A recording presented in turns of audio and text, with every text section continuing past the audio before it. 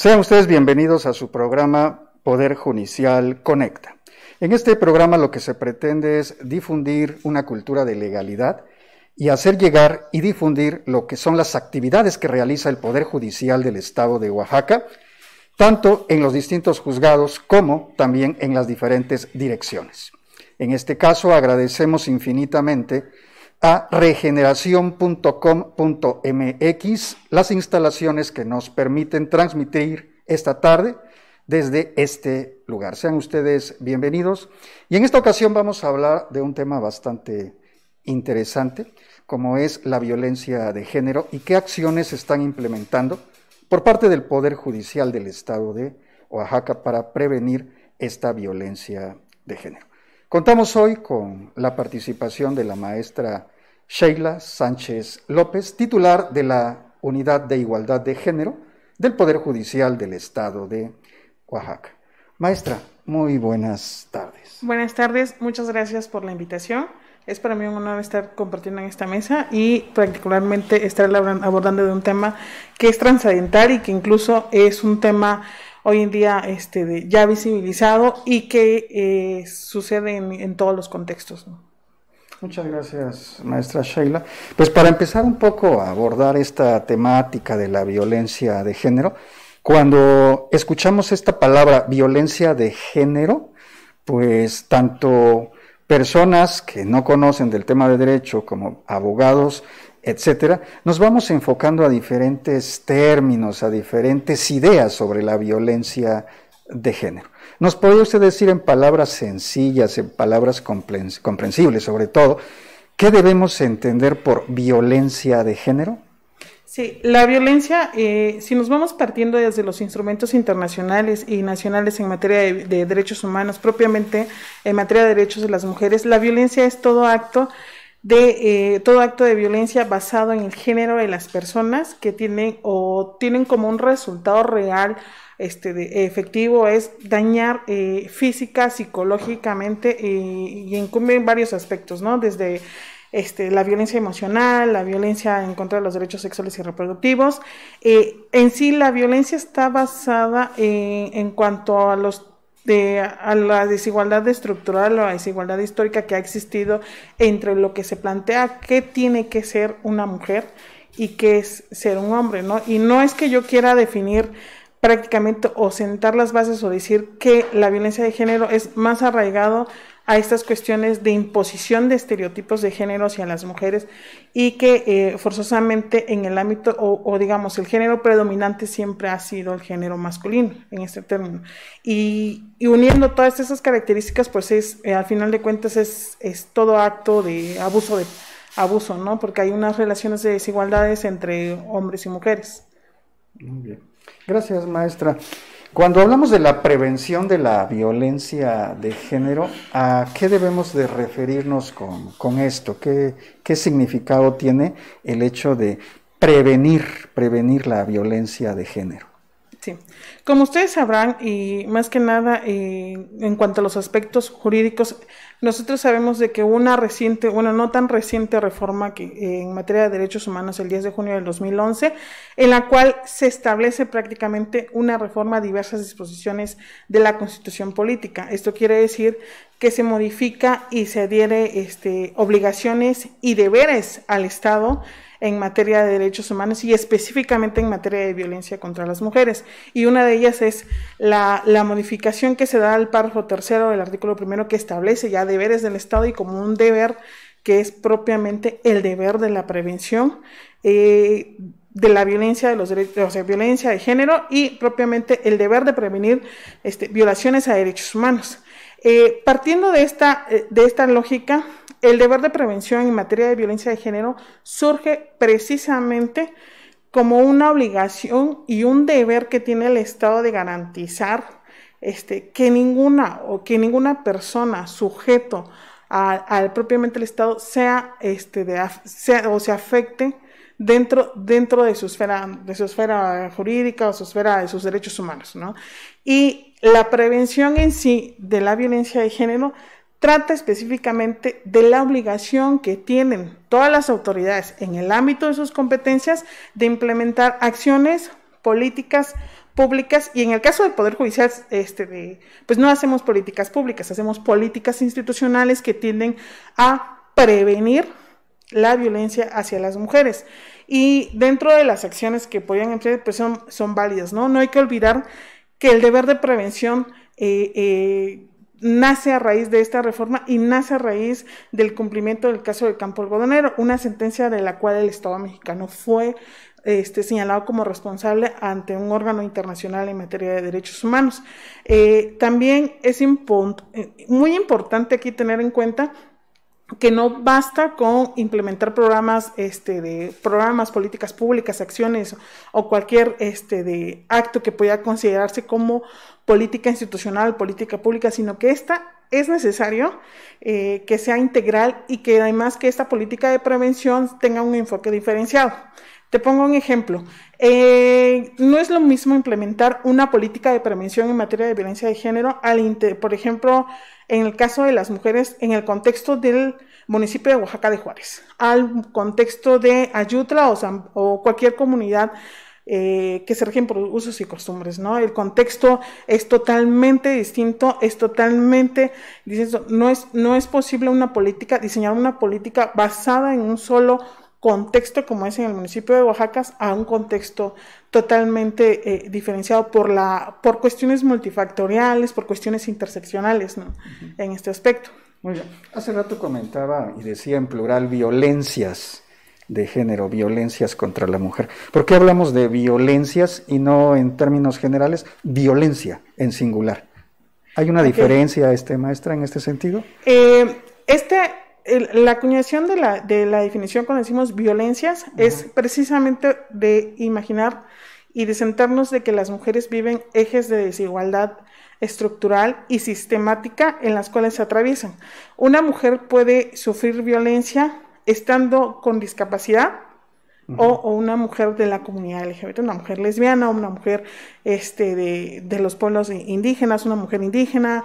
Se conjugan varios ejes interseccionales, como son cuestiones por razón social, razón económica, etnia, cultura, sexo, identidad sexogenérica y todas aquellas características que se le llaman. Entonces, conjugan todos estos ejes de desigualdad que hacen que las mujeres sean doble o triple o sistemáticamente oprimidas y por eso se les habla de violencias, ¿no? Y esta definición precisamente surge a raíz de las sentencias que dicta la Corte Interamericana, ¿no? Que pues, las mujeres se enfrentan diversos ejes de interseccionalidad que las hace oprimir, ¿no? Incluso si ustedes dan pauta en la recomendación 33 de los organismos de la CEDAW, la CEDAW es un órgano que vigila el cumplimiento de un tratado internacional, que en este caso es, el Comité de Expertos es la CEDAW, y a raíz de en la recomendación 33 precisamente visibiliza los sistemas de opresión que sufren las mujeres al momento, en este caso y en el caso que nos toca, al momento de acceder a la justicia. Exacto. Precisamente sobre este tema del derecho de acceso a la justicia.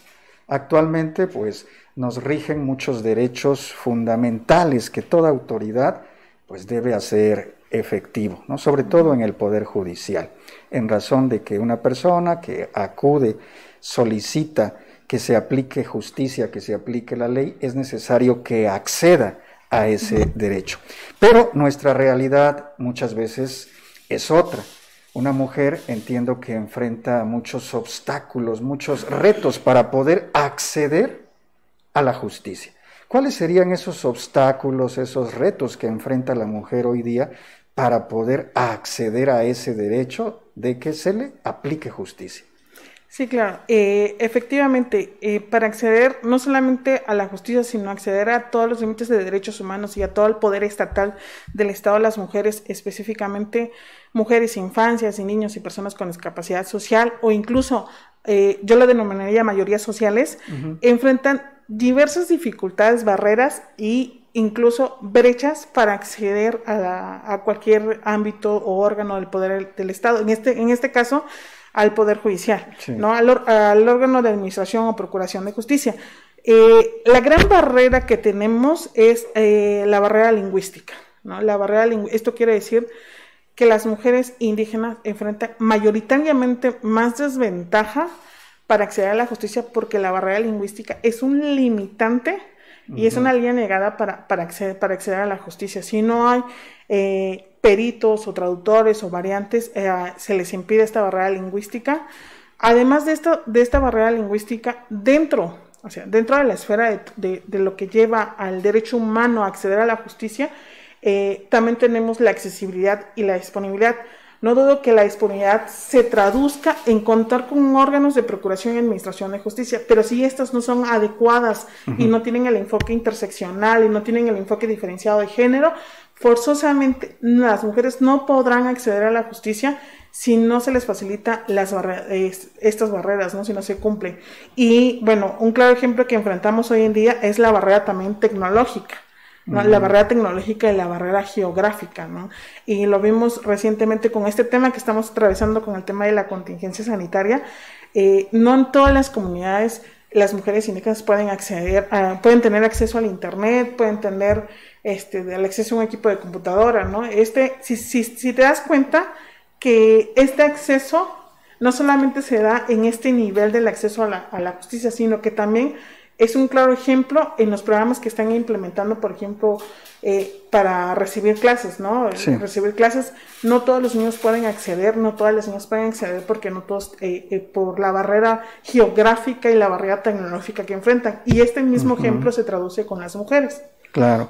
Entonces, puntualizándonos, nos ha concluido que prácticamente una de las barreras es el tema de que no se cuentan muchas veces con traductores, con intérpretes para una mujer que es objeto de violencia o que inicia un proceso familiar, un proceso penal, etcétera. Esa es una de las barreras. Otra que nos comenta entonces también tiene que ser el uso de las tecnologías, ¿no? No tiene fácil acceso a medios tecnológicos. Hábleme por favor. Hay un tema también que guarda mucha relación con esto que advertimos, el hecho de que en muchas ocasiones la mujer desconoce sus derechos. Si un derecho es el acceso a la justicia, muchas veces la mujer desconoce cómo puede accionar, cómo puede romper en muchas ocasiones ese miedo, ese temor, por una, a denunciar, ¿no? O por la otra, a acudir ante una autoridad en defensa de sus derechos. Pero entiendo que también es un obstáculo, el desconocimiento, ¿no? Sí, efectivamente, bueno, a tu pregunta creo que lo voy a dividir en dos. En primer lugar, tenemos el tema de desconocimiento. Efectivamente, es un tema no tanto de desconocimiento, sino es un tema que la política pública del Estado en materia de derechos humanos no le acerca la información a los municipios, ¿no? Ya, entonces es obligación del Estado. Es una obligación, claramente.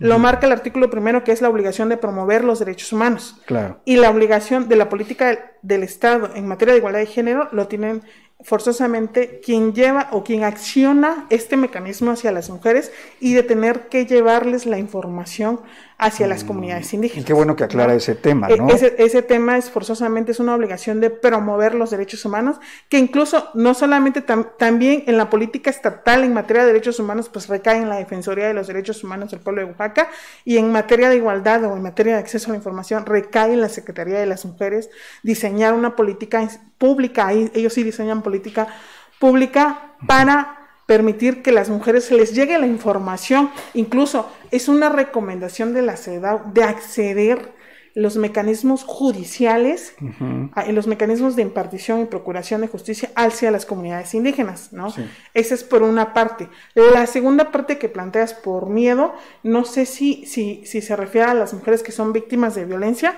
Aquí es muy importante aclarar. Sí, efectivamente es un miedo, pero es un tema un poco complejo para atender o para abordar. Las mujeres que sufren violencia forzosamente viven con el círculo de violencia o lo que se llama en la teoría de género la espiral de maltrato, el síndrome de adaptación paradójica. El síndrome de adaptación paradójica pues lleva diferentes fases en las cuales forzosamente tienden a recaer las fases en las que vive una mujer que sufre víctima de violencia.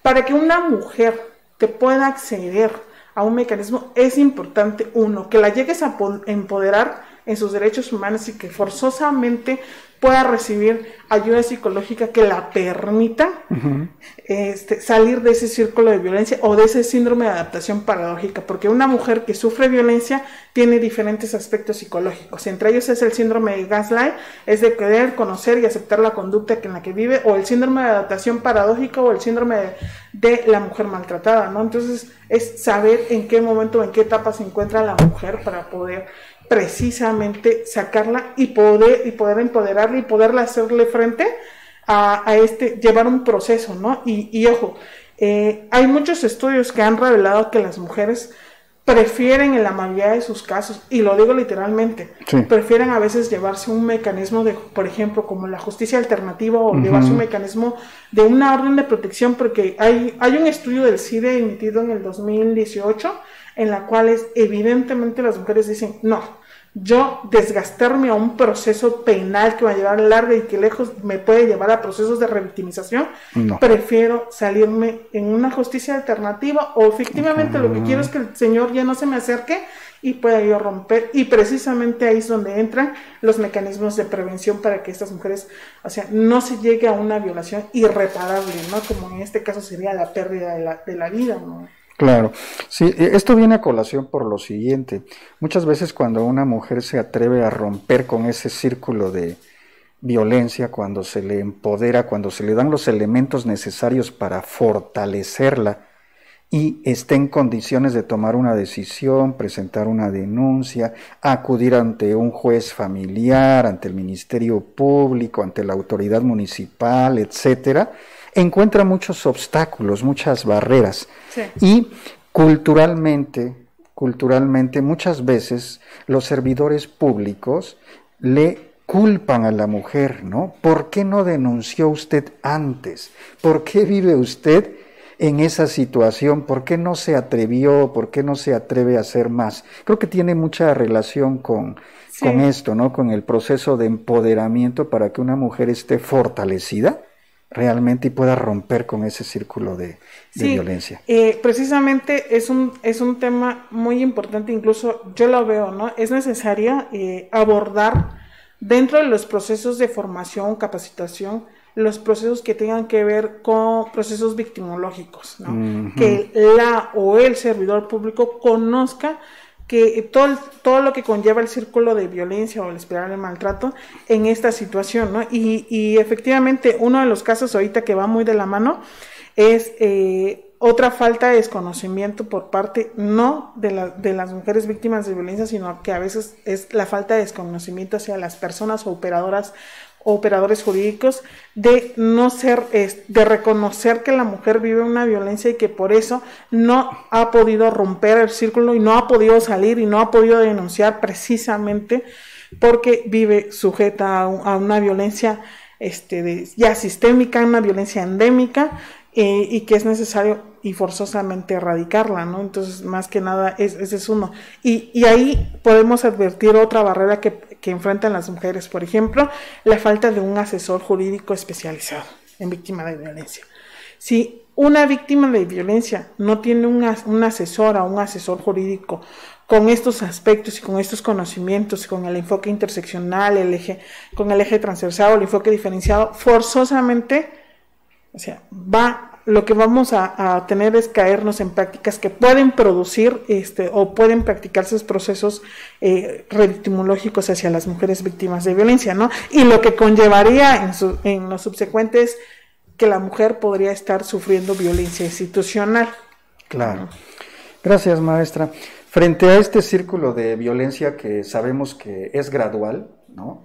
Muchas veces se va volviendo más intenso cada vez hasta que llega una situación muy drástica, ¿no? Es cuando se le brinda la atención a una mujer. ¿Qué papel juegan en todo este proceso del círculo de violencia las órdenes de protección? Okay. Las órdenes, como lo define propiamente, las órdenes de protección son un mecanismo forzosamente es un mecanismo para romper este círculo de violencia. Es un mecanismo de carácter de urgente aplicación necesaria y es un elemento común que tienen los órganos tanto de Procuración y Administración de Justicia, como también de las autoridades municipales, porque prácticamente la Ley General de Acceso a una Vida Libre de Violencia faculta también a los municipios para la emisión de estas órdenes de protección. Las órdenes de protección no son más que un instrumento necesario y elemental para sacar a la víctima de violencia contra las mujeres, ¿no? Es un mecanismo muy necesario que todos los jueces, es más, te voy a compartir en una charla que tuve con un juez, se llama juez Pizarro, que está en la Ciudad de México, es tribunal de juicio oral, sí. Y él me comentaba, ¿no?, de las grandes barreras para este tema de las órdenes de protección. En el Tribunal Superior de Justicia de la Ciudad de México, ellos tienen, al igual que otros tribunales, tienen órganos o tienen juzgados especializados en materia de violencia contra las mujeres. Y ese juzgado especializado de violencia contra las mujeres está adscrito al Centro de Justicia para las Mujeres, lo que conocemos como el CEJUM, ¿no? En la experiencia del profesor Pizarro decía que al día, pues le tocaba ver diferentes modalidades o diferentes tipos de violencia circulando en su juzgado. Y todas ellas, cada una de ellas, salían con una orden de protección. Y en una anécdota que me comentó, tuvo dos casos. El primer caso era de una señora que solicitaba una orden de protección por los tipos y modalidades que lo define la ley, pues son 3 tipos, ¿no? Las de naturaleza civil, las emergentes y las preventivas. En cambio, en la Ciudad de México es muy diferente su denominación, traen materia penal, materia civil, materia mixta, materia mercantil. Él me decía, cuando llega un juez o un fiscal, un ministerio público, una autoridad que no tiene desconocimiento, que no conoce el tema de las órdenes de protección y que no sabe que estos son en realidad un mecanismo efectivo para lograr sacar a la mujer de la violencia, él decía, me llegó una víctima que me decía, necesito sacar mis pertenencias en mi domicilio, son mi fuente de trabajo y la fuente de trabajo de mis hijos y yo las necesito sacar. ¿Y qué me ponía a hacer? Decía, no iba, 1, a prejuzgar a la víctima, 2, no saber si era falsedad o era verdad, ¿no? Sí. A mí lo que me importaba era garantizarle o no la integridad y los bienes para subsistir, así que me trasladé. Y me dice, ¿sabes qué me pasó? Que resulta que era mentira, los bienes que se había llevado, pues dice, no era. Pero prefiero cargar en mi conciencia una mentira que cargar la vida, incluso la integridad o la seguridad personal o las garantías de una mujer víctima de violencia, ¿no? Y cosas y situaciones así me decían. Pero entiendo que este caso fue un caso singular frente a... Fue un caso singular, no. Frente a muchos. No muchos. De hecho, cuando me comentaron, cuando salieron los primeros casos que dieron al lugar, que incluso el Tribunal de la Ciudad de México, yo retomo muchas prácticas de ellos porque son muy buenos en cuanto a la reparación integral. Ellos llevaron diferentes casos y entonces uno de los casos que llevaron es una chica de la UNAM también, en la cual él me comenta, no, es que llegaron acá, llegaron los familiares, los familiares llegaron y no llegó la víctima, porque la víctima vivía en el círculo de violencia. Y llegó la mamá a pedirme una orden de protección para su hija y yo lo que hice es emitirla, ¿no? ¿Perdón? Pero yo lo que hice es emitir esta orden de protección, okay. ¿No?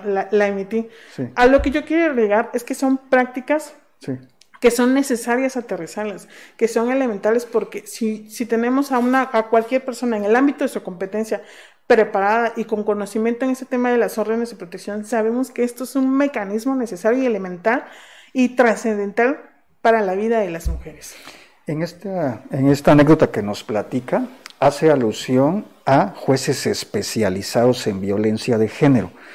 A su consideración, ¿cree usted que es necesario actualmente contar con agentes del Ministerio Público y con jueces que estén especializados en violencia de género?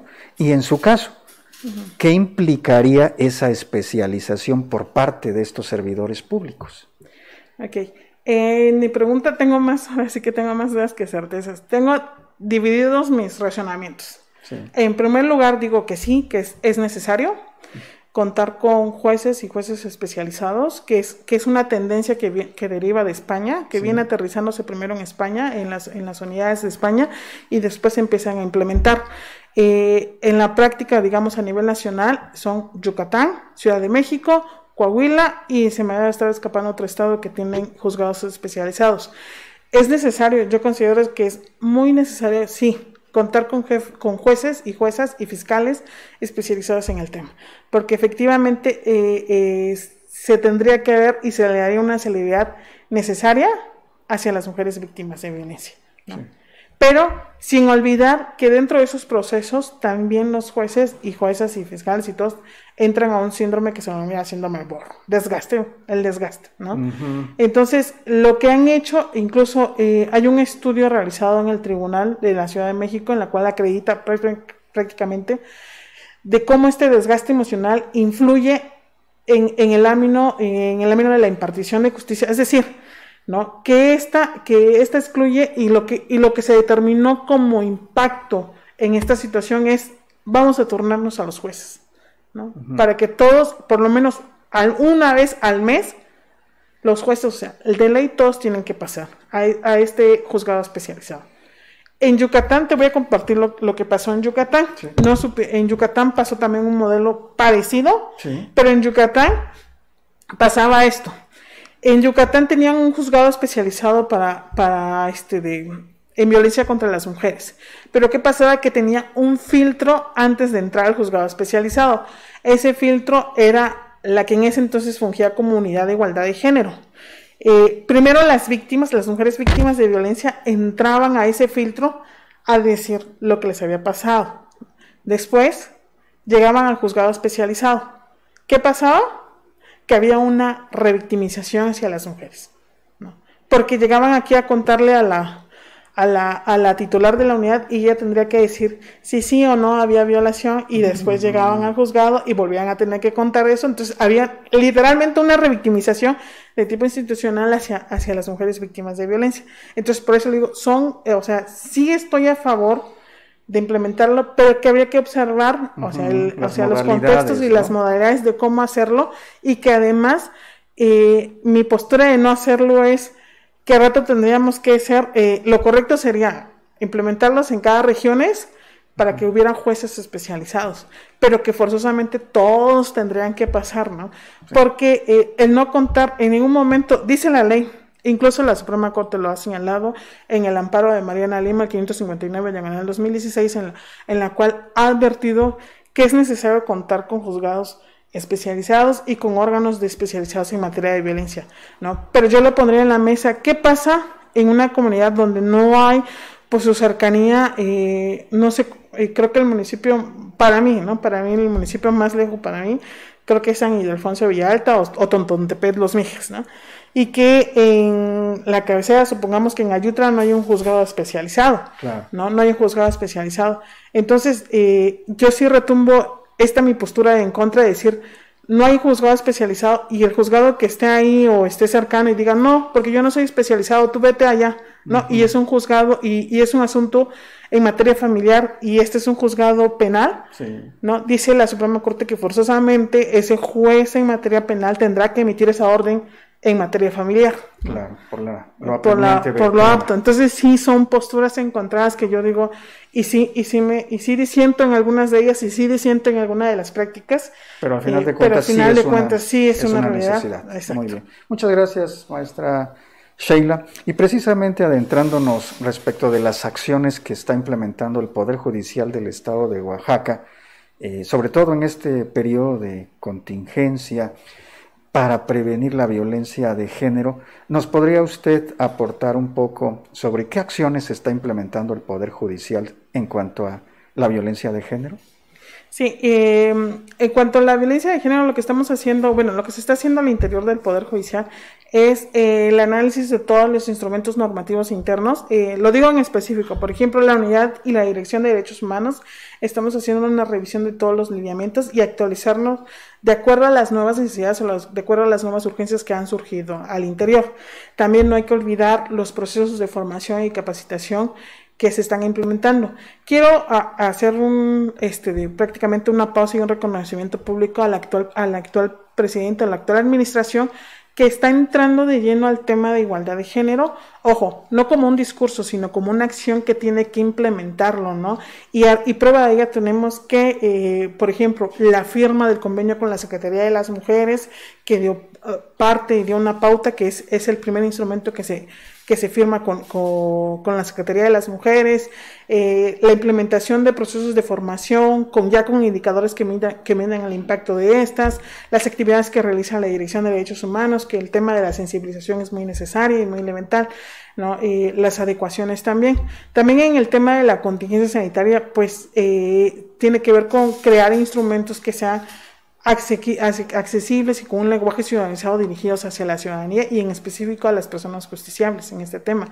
En realidad se ha querido avanzar más, pero el tema de la contingencia sanitaria, pues independientemente de que es un trato diferenciado hacia nosotros, también es un trato diferenciado injustificado y más que nada hacia las mujeres que sufren violencia contra las mujeres, ¿no? Que sufren Sí, advertimos de los diversos acuerdos generales que se le ha dado prioridad a los asuntos que tengan que ver con violencia de género, recuperación de menores en materia familiar, temas de pensiones alimenticias y en materia penal todos los delitos que se cometan por razón de género, es decir, violencia contra las mujeres, ¿no?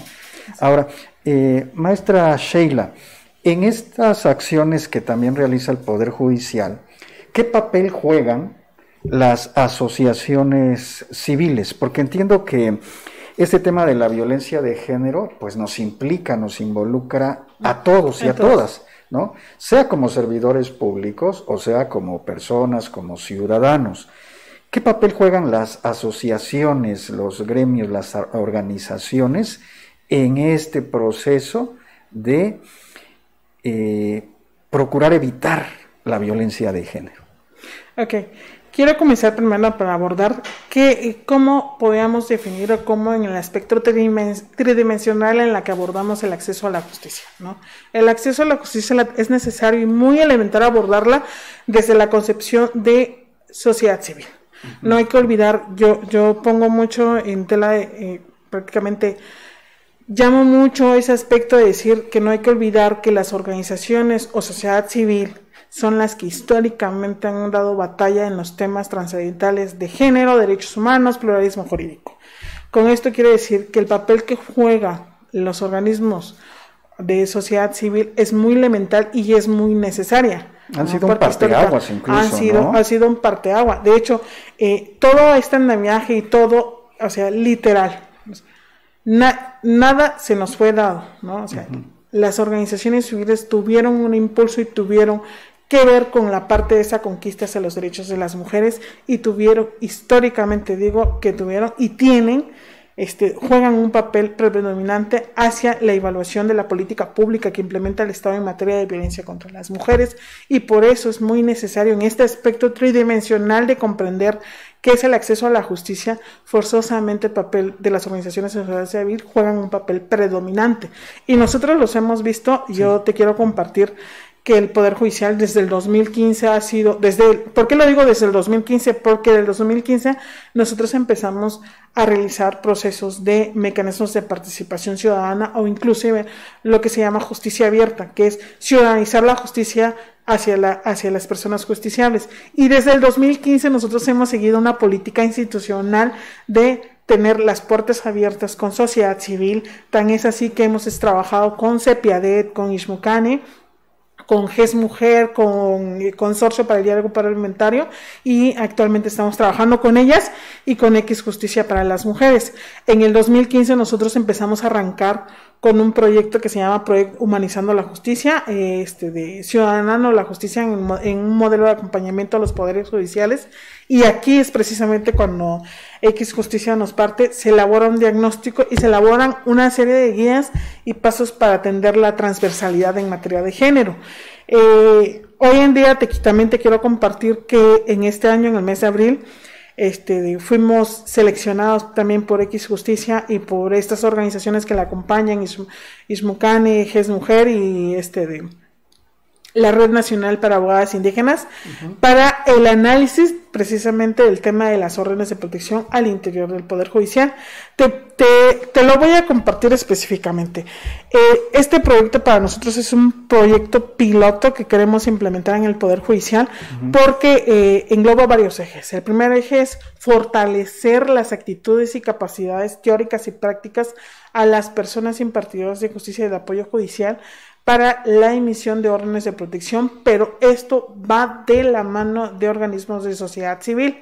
El segundo eje transversal de este proyecto tiene que ver con la elaboración de un instrumento, una guía para la emisión y atención de las órdenes de protección al interior del Poder Judicial. Quiero confesarte que en el Poder Judicial, si bien contamos con acuerdos generales como es el Acuerdo 15/2013, el 45/2014 sobre órdenes de protección, sobre el acceso a la justicia con perspectiva de género, estas totalmente no son guías o protocolos o lineamientos que tienen que seguir para la emisión de estas.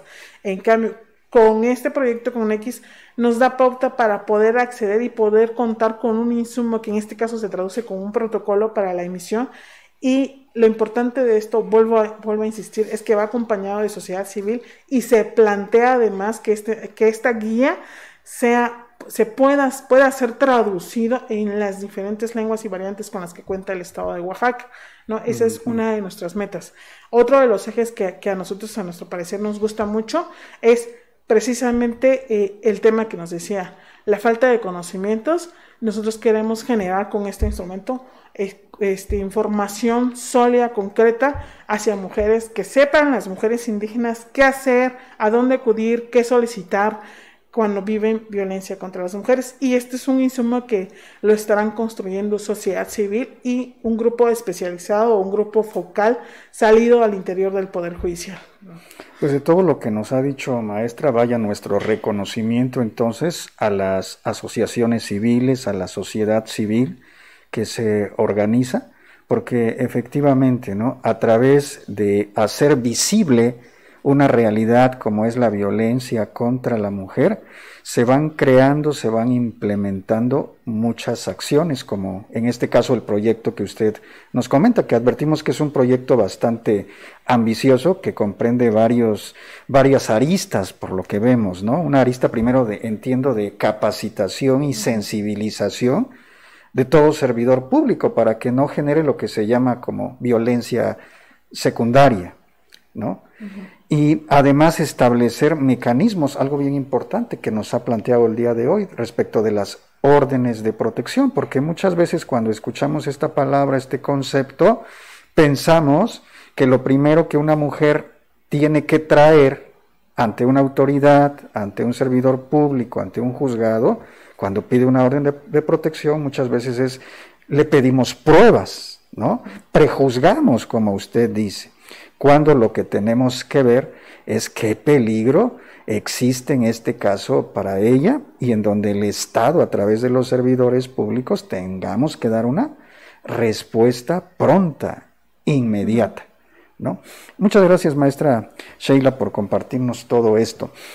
¿Cómo visualiza usted lo siguiente? ¿Qué retos hay al interior del Poder Judicial del Estado de Oaxaca para ir dando respuesta a esta prevención de la violencia de género? ¿Qué hay a futuro? ¿Qué retos son los que enfrenta el Poder Judicial? Ok, como cualquier otro Poder Judicial enfrentamos grandes retos. Los retos que tienen que ver con volver accesible y ciudadano la justicia. ¿Y cómo la podemos lograr? A través de generar la revisión de instrumentos. Yo siempre en lo particular he apostado con la revisión de estos instrumentos normativos con los que cuenta el Poder Judicial y darle herramientas y mecanismos a los jueces y juezas para poder impartir justicia con perspectiva de género. Lo que quiere decir no significa con crear más derechos, lo que denominamos nosotros tener más derechos de papel, no perseguimos eso. Lo que queremos es generar las condiciones estructurales y estructurales que atiendan específicamente con enfoque diferenciado a los temas, ¿no? Y entre ellos es la revisión forzosa de toda la normatividad interna, ¿no?, con la que cuenta el Poder Judicial, que ahí le vamos dando. El tema también que a nosotros nos interesa y nos llama mucho la atención es medir nuestra política institucional al interior del Poder Judicial. ¿Y cómo la vamos a hacer? Con indicadores claros que midan el impacto, 1, de los procesos de capacitación, 2, de los procesos de acuerdo general y 3, los procesos de sensibilización. Este es sumamente un tema muy trascendental y es un gran reto para el Poder Judicial poder tener generando este indicador de impacto que al final de cuentas se traduce en contener sentencias claras, incluyentes, libres de discriminación e inclusive con lenguaje ciudadanizado, ¿no? Son otro de los grandes retos. También en el tema de las acciones afirmativas de las mujeres, no hay que olvidar que también la igualdad de género no solamente se parte a nivel externo, sino también al nivel interno. Es necesario que las mujeres colaboradoras del Poder Judicial también cuenten con acciones afirmativas y con políticas institucionales que las atiendan al interior del Poder Judicial, es decir, crear ambientes corresponsales entre la vida institucional y la vida laboral, crear mecanismos para que garanticen la paridad de género, tanto horizontal como vertical, y una serie de acciones que tienen que ver con los mecanismos de adelanto para las mujeres. Bien. Pues muchas gracias, maestra, con todo lo que nos va ilustrando hasta este momento. Acaba de tocar un tema que también, la verdad, guarda mucha relación con la violencia de género, que es cómo los servidores públicos, concretamente en el Poder Judicial, jueces y juezas, analizan los casos puestos a su consideración, ¿no? Hablamos de una perspectiva de género. Hablamos de juzgar con perspectiva de género. Pero en palabras sencillas para nuestro auditorio, ¿qué significa esto? Que un juez, que una jueza aplique ciertos criterios con perspectiva de género. ¿Qué significa esto, maestra? Okay. De entrada, juzgar con perspectiva de género es un mandato constitucional. ¿Por qué constitucional? Establece el artículo 1, párrafo 5, artículo 4 de la Constitución Política de los Estados Unidos Mexicanos. Es un mecanismo, es un mandato convencional también, porque lo mandatan los instrumentos internacionales como la CEDAW, la Comisión Belén do Pará y los diversos instrumentos y tratados internacionales en materia de soft law, hard law, todo aquello que deriva del bloque constitucionalidad. A raíz de esto, de este mandamiento constitucional convencional, juzgar con perspectiva de género no es otra cosa que identificar las desigualdades o las relaciones de poder que existen entre mujeres y hombres al momento de acceder a la justicia, ¿no? Es muy, muy claro y es un parteagua. Incluso, déjenme decirles, uno de los casos donde lo podemos encontrar mayoritariamente es en las jurisprudencias emitidas por la Suprema Corte de Justicia de la Nación. Ha establecido una serie de pasos en los cuales es muy necesario elementar y razonar sobre este tema, ¿no? Un claro ejemplo donde yo comencé en lo particular, donde yo comencé a hacer el análisis o lo que llama la Suprema Corte el test de escrutinio estricto, lo empecé a raíz del amparo de revisión 152/2013 de la Suprema Corte, que se refiere a los matrimonios igualitarios. Precisamente, juzgar con perspectiva de otra cosa no es más que reconocer las asimetrías de poder que existen entre hombres y mujeres o las relaciones desiguales que existen, ¿no? Y es precisamente un trato que, si bien es una discriminación de tipo positiva, es un trato diferenciado justificado. Gracias, maestra. Se ha dicho también, ¿no?, que esta perspectiva de género no es otra cosa sino aplicar una metodología en el caso puesto a consideración. Sí. Que he considerado, y usted me sacará de mi error, que también la perspectiva de género no es otra cosa sino que el juez, la jueza, se ponga lentes, ¿no?, para que le ayuden a ver mejor el hecho que se somete a su consideración al momento de tomar una decisión en ese asunto. Y ver, por un lado, las especificidades, es decir, qué aspectos en específico hay en cada caso, porque ningún caso es igual a otro. Hace rato, al principio de la charla, nos comentaba, no es lo mismo una mujer de extracción rural, de extracción indígena, a una mujer que vive en una ciudad con cierto nivel académico, etcétera, una mujer que vive en una comunidad donde no habla el español y se le dificulta simple y sencillamente recepcionar su denuncia, recepcionar su declaración, el lenguaje que utiliza, ¿no?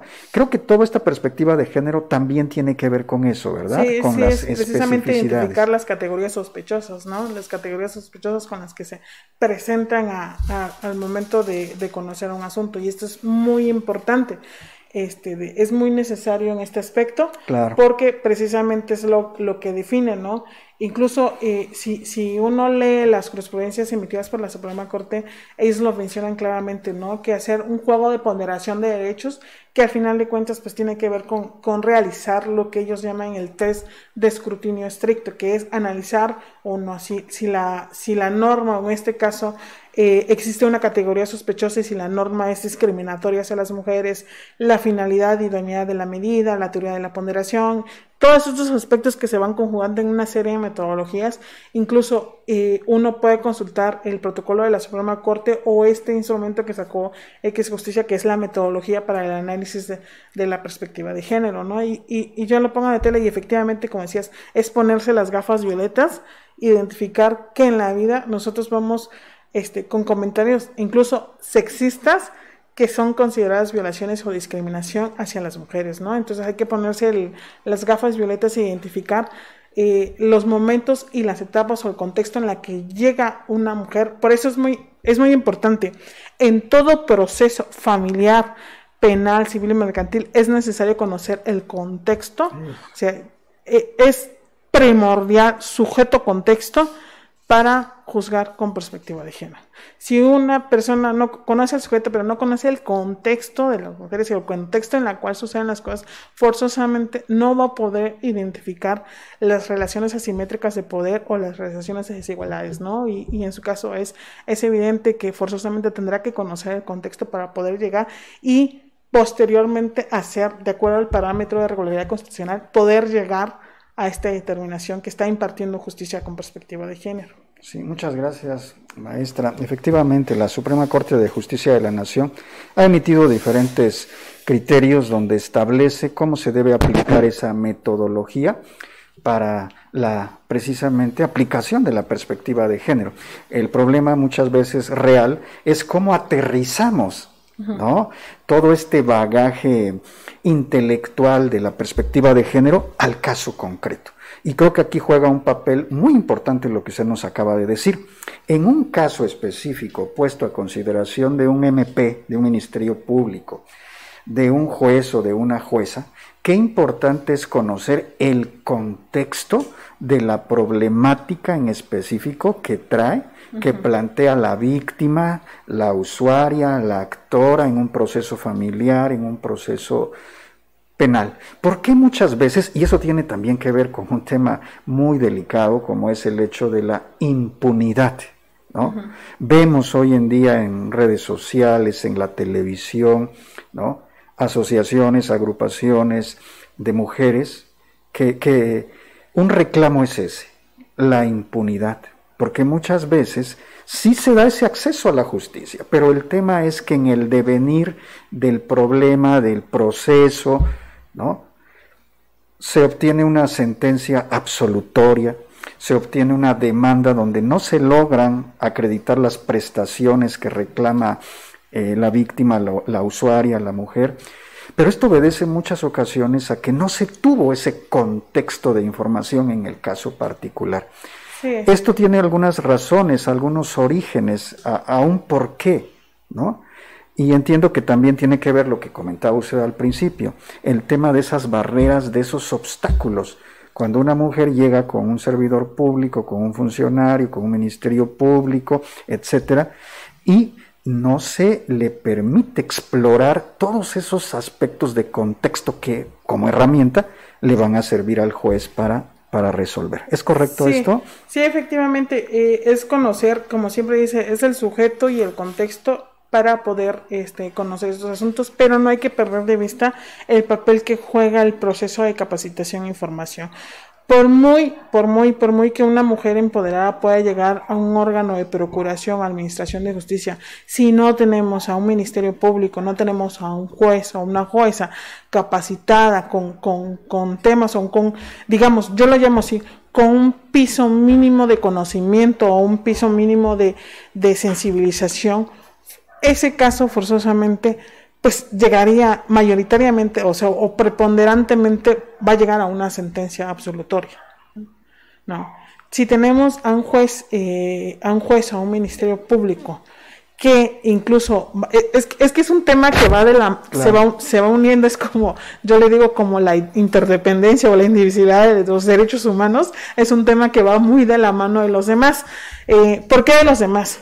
Es conocer, o sea, los aspectos, forzosamente, todo servidor o servidora pública tiene que conocer sus aspectos victimológicos, ¿no? Forzosamente todos tienen que tener un piso mínimo de conocimiento, partir de un piso mínimo de conocimiento de qué es género, qué es estereotipo, cuando hablamos de tutela judicial efectiva, cuando hablamos de debida diligencia, cuando hablamos de órdenes de protección, sus modalidades, ¿no? Y segundo tenemos que mirar al indicador de impacto para medir si el juez en un proceso de capacitación aprendió y se le quedó algo, o si no nada más vino y se sentó y vino y estuvo entre las nubes, ¿no? Porque forzosamente ese proceso va a terminar de forma ineficiente, ineficaz y vulnerando derechos hacia las mujeres, ¿no? Sí. Por eso es muy importante que vaya, o sea, literalmente de la mano. O sea, podemos tener una víctima sí empoderada, ¿no? Pero si tenemos a un juez que se niega o incluso retarda o incluso pone excusas que van de la más mínima a la más grave, de culpabilizando a la víctima, por ejemplo, en los casos de violencia sexual, ¿no? O por qué hacía circulando esa hora, o qué hacía vestida así de esa forma, forzosamente sale por la falta de eficiencia y por la falta de preparación de la persona, ya sea ministerio público, juez, autoridad municipal, cualquier autoridad, ¿no? Y por eso es muy necesario que vayan de la mano, porque si tú no tienes una política de prevención y no tienes una política que la mida y no tienes un indicador que pueda medir este impacto, tu resolución va a salir ineficiente, ineficaz y no va a garantizar derechos humanos, y precisamente no va a llegar a la justa indemnización integral, lo que ha definido la Suprema Corte, la reparación integral establecida para reparar las violaciones a derechos humanos de las mujeres. Y eso conllevaría a que forzosamente no se dicten medidas compensatorias, medidas transformativas para poder erradicar esta violencia, y en consecuente mandar un mensaje de impunidad, de decir que la violencia hacia las mujeres es tolerable y es permisible, ¿no? Sí. Gracias, maestra. También tocó hace rato un tema que guarda mucha relación en hacer efectiva la lucha, la pugna por reducir los niveles de violencia contra la mujer, que pudiera parecer accesorio, pero a mi consideración es determinante.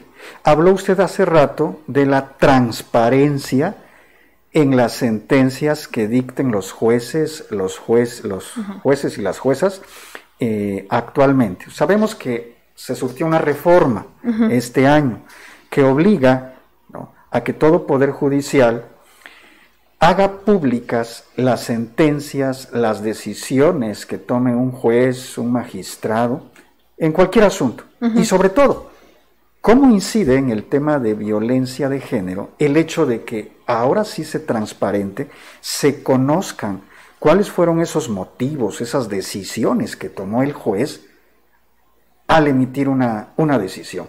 ¿Qué relación guarda esta circunstancia? Transparencia con violencia de género. Ok.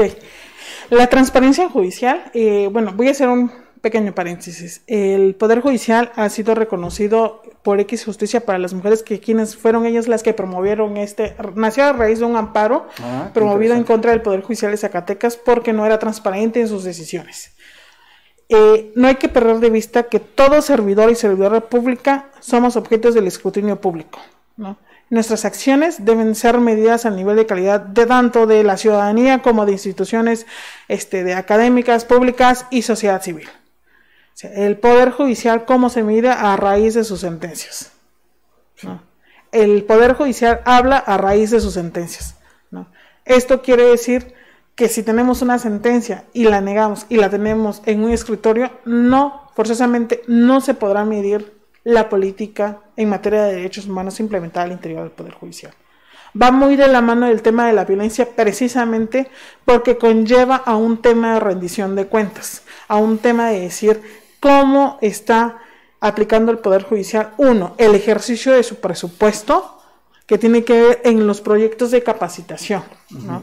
y en los proyectos de capacitación forzosamente requiere que ésta sea medible. ¿Y cómo la medimos? Con la transparencia, y esto a través de las sentencias.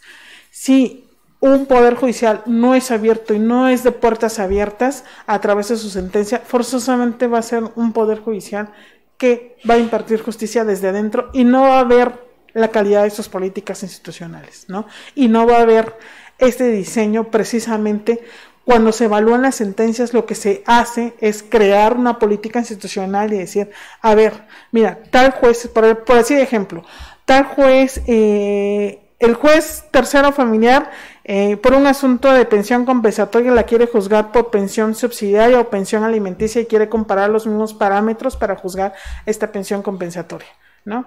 Y decimos, a ver, está mal. ¿Y cómo lo analizamos? Con la sentencia.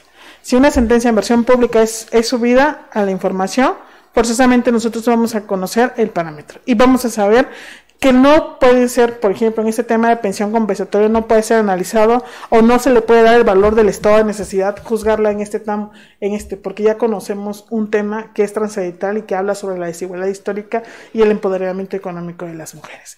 Forzosamente, la transparencia va muy de la mano con el tema de las políticas institucionales y con el tema de la prevención en materia de violencia contra las mujeres. Si no hay transparencia, la sociedad civil, incluso no solamente sociedad civil, no se mide la calidad de la política institucional y no se mide la calidad de las sentencias en el Poder Judicial.